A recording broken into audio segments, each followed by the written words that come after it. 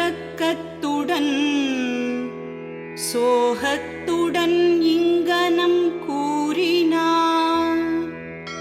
அர்ஜுனன் உரைத்தான், யுத்தம் விரும்பிக் கூடியுள்ள உற்றார் உறவினரை பார்த்து.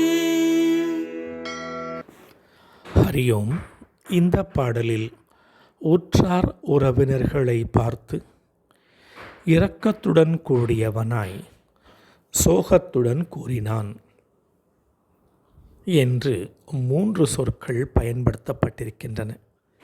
ஆம், என்னுடையவர்கள் உற்றார் உறவினர்கள். வெறும் அன்பு மட்டும் காட்டியிருந்தால் இவனுக்கு இரக்கமும் வந்திருக்காது, சோகமும் வந்திருக்காது. ஆனால் அர்ஜுனன் உற்றார் உறவினர்களிடம், அதாவது குரு துரோணாச்சாரியார், பிதாமகர் பீஷ்மர் போன்றவர்களிடம் அன்பை மட்டும் இவன் வெளிப்படுத்தவில்லை.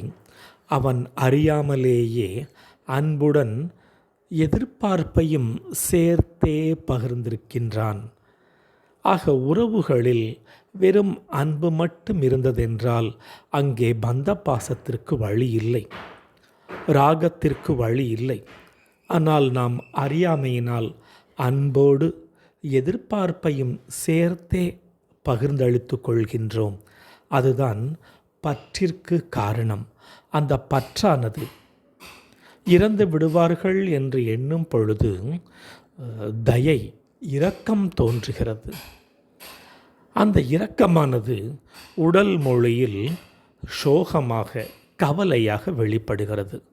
இதுதான் இந்த பாடலில் சஞ்சயன் கூறுகின்றான். அந்த சோகத்தின் வெளிப்பாடுகள் என்னென்ன, உடல் மொழி என்னென்ன என்பதை அடுத்த பாடலில் கூறுகின்றார். அடுத்த பாடலில் பார்க்கலாம். ஹரியோம்.